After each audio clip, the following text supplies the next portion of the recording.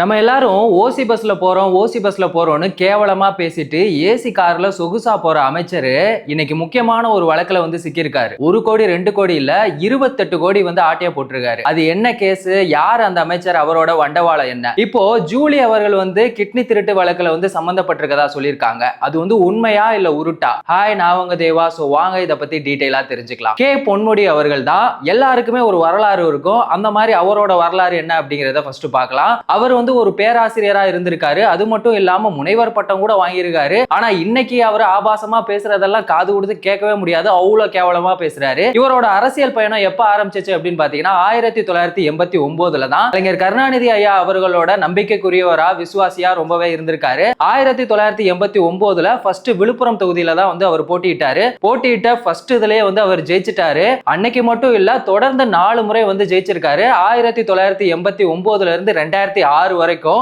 எல்லாருக்குமே தெரியும் செங்கோட்டையன் அவர்களுக்கு கொங்கு மண்டலம் எந்த மாதிரி ஒரு பலமோ, செந்தில் பாலாஜி அவர்களுக்கு கரூர் எப்படி வந்து கோட்டையோ, அதே மாதிரி விழுப்புரம் வந்து இவருக்கு வந்து சொந்தமா இருந்திருக்கு. இவரோட முகம் வந்து அங்க ஒரு பிராண்டாவே இருந்துச்சு. அப்படிப்பட்ட விழுப்புரத்தோட தொகுதியை இவரோட கண்ட்ரோல்ல வச்சிருந்த இவரை 2011ல ஆப்போனண்டா இருந்த அதிமுகவோட சி.வி. சண்முகம் அவர் வந்து தோக்கடிச்சது தமிழக அரசியல்லையே எல்லாராலையுமே ரொம்ப பெருசா பேசப்பட்டது. அந்த அளவுக்கு இவரோட தோல்வி இருந்தது. இவர் வந்து விழுப்புரம் தொகுதியில தோத்ததுக்கு அப்புறமா என்ன பண்ணாரு அப்படின்னா, அடுத்து 2016 2021 2 சட்டமன்ற தேர்தலையுமே வந்துட்டு திருக்கோவிலூர்ல தான் வந்து போட்டியிட்டாரு. ஆனா அங்கேயுமே அவர் வந்து வெற்றி தான் பெற்றாரு. இவரோட அரசியல் பயணம் வந்து ரொம்பவே நல்லா தான் போயிட்டு இருந்துச்சு. வாயால இவரோட வாழ்க்கையே கெட்டு போயிருச்சு அப்படின்னு தான் சொல்லணும். அந்த அளவுக்கு முக்கியமான ஒரு 2 சர்ச்சைகள் வந்து நடந்துச்சு. ஒண்ணு உங்க எல்லாருக்குமே தெரியும், ஓசி பஸ்ல போறீங்க அப்படின்னு சொல்லிட்டு நம்ம எல்லாருமே கேவலமா பேசினாங்களே, அவர் தான் இவரு. என்னமோ இவரோட அப்பா வீட்டு பணத்தை எடுத்து நம்ம கொடுத்து அதுல நம்ம ஏதோ ஓசியா போயிட்டு இருக்க மாதிரி இவர் வந்து பேசிட்டு இருக்காரு. எங்களோட வரி பணத்தை திருடி எங்களுக்கே திருப்ப வந்து நீங்க வந்து மகளிர் விடியல் பயணம் அப்படின்னு சொல்லி கொடுத்துட்டு இருக்கீங்க. இதுக்கு நீங்க எதுக்கு இந்த மாதிரியான ஒரு பேச்சு பேசணும் அப்படின்னு சொல்லிட்டு அந்த மாதிரியான சமயங்கள்ல வந்துட்டு மக்கள் எல்லாருமே இவர் மேல ரொம்பவே கேவலமா தான் பேசிட்டு இருந்தாங்க. அதுக்கப்புறமா என்னாச்சு அப்படின்னா, ஒரு மேடையில பேசுறோம் அப்படின்னா ஒரு இடம் பொருள் ஏவல் அப்படிங்கிற ஒரு விஷயம் இருக்கணும். எங்க எப்படி எதை பேசணும் அப்படிங்கிறது இருக்கணும். ஆனா இவரோட பேச்சு எல்லாம் பாத்தீங்கன்னா ரொம்பவே டபுள் மீனிங்கா இருக்கும். அது மட்டும் இல்லாம பெண்களை வந்து மறைமுகமா ஆபாசமா இந்த மாதிரி எல்லாம் வந்து பேசிட்டே இருப்பாரு. இதனால இவரோட பேரு கெட்டு போனது மட்டும் இல்லாம அரசியலோட வாழ்க்கையை வந்துட்டு அழிஞ்சு போச்சு அப்படின்னு தான் சொல்லணும். அதுக்கப்புறமா 1996ல இருந்து 2001 அந்த சமயத்துல இப்ப கவர்மெண்ட் வந்து உங்களுக்கு சம்பளம் கொடுக்குறாங்க அப்படின்னா அதையும் தாண்டி அதிகமா இவர் வந்து சொத்து சேர்த்திருக்காரு. எவ்வளவு அப்படின்னு பாத்தீங்கன்னா 1.75 கோடி வந்து சொத்து சேர்த்திருக்காரு. இதனால வந்துட்டு இவர் மேல வந்து கேஸ் போட்டிருந்தாங்க. ஆனா என்ன பண்ணிட்டாங்க அப்படின்னா, இதுக்கான ஆதாரம் எதுவுமே இல்ல அப்படின்னு சொல்லிட்டு கீழமை நீதிமன்றம் வந்து இந்த கேஸை வந்து வித்ட்ரா பண்ணிட்டாங்க.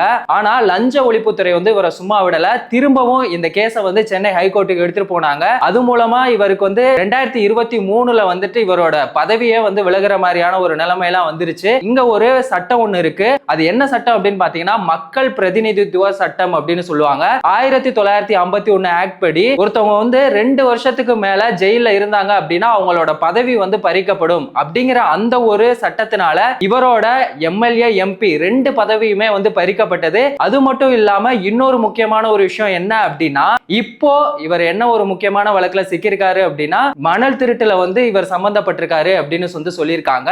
செம்மண் திருட்டு, அதாவது விழுப்புரம் பக்கத்துல இருக்க வானூர் அப்படிங்கிற கிராமத்துல செம்மண் வந்து எடுக்கிறதுக்கு அரசு வந்து அனுமதி கொடுத்திருக்காங்க.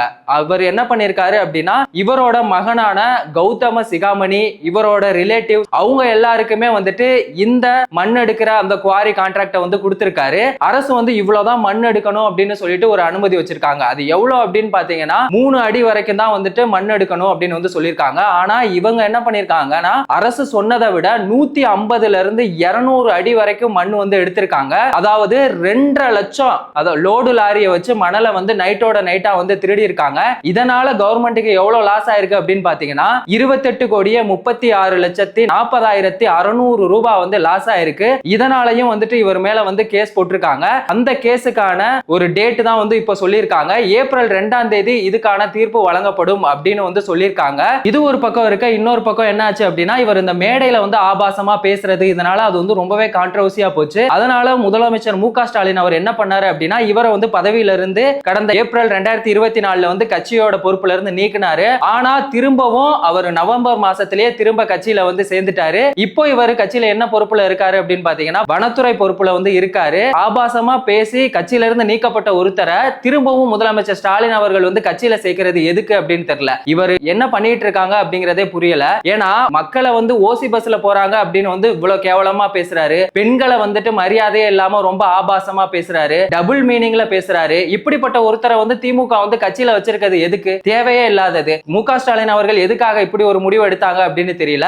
இன்னொரு பக்கம் என்னாச்சு அப்படின்னா, இந்த மாதிரி ஆபாசமா பேசிட்டு இருக்கறதுனால சென்னை எழும்பூர் நீதிமன்றம் என்ன பண்ணிருக்காங்க அப்படின்னா, இதுக்கான ஒரு சமன் ஒண்ணு அனுப்பி இருக்காங்க பொன்முடி அவர்களுக்கு. இந்த கேஸ் வந்து மார்ச் வந்து விசாரிக்க போறதா சொல்லியிருக்காங்க.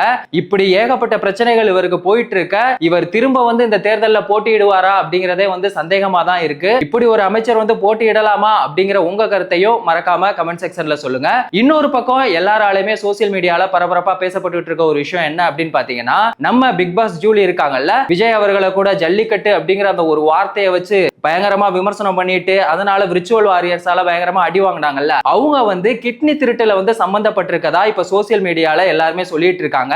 அதுக்கான ஆதாரங்கள் இல்ல அப்படின்னாலும் ஜூலி வந்து இதுக்கு முன்னாடி செவிலியரா ஒரு நர்ஸா இருந்தாங்க. அந்த பழைய போட்டோ வந்து ஆட் பண்ணி இவங்க வந்து கிட்னி திருட்டுல சம்பந்தப்பட்டிருக்காங்க அப்படின்னு சொல்லி எல்லாராலுமே சொல்லிட்டு இருக்காங்க. ஆனா உண்மை என்ன அப்படின்னு பாத்தீங்கன்னா, ஜூலியட் அமலா அப்படின்னு சொல்லக்கூடிய 47 வயசு பெண். அவங்க வந்து ஈரோடு மாவட்டத்தை சேர்ந்தவங்க. அவங்க ஒரு பிரைவேட் ஹாஸ்பிட்டல்ல வந்துட்டு PRO-வா மக்கள் தொடர்பு ஆதரவாளரா வந்து இருந்திருக்காங்க. அவங்க தான் வந்து இந்த கிட்னி திருட்டுல வந்து சம்பந்தப்பட்டதாகவும், ஏழை எளிய மக்களை வந்து ஏமாத்தி ஆசை வார்த்தை காட்டி உங்களுக்கு 5 லட்சம் தர்றோம் அப்படின்னு சொல்லி ஒரு புரோக்கர் மாதிரி இருந்திருக்காங்க. அவங்கள தான் வந்து கைது செஞ்சதா சொல்லியிருக்காங்க. ஆக்சுவலி இந்த ஜூலியட் அமலா அவங்கள வந்து ஷார்ட்டா ஜூலி அப்படின்னு வந்து சொல்லுவாங்க.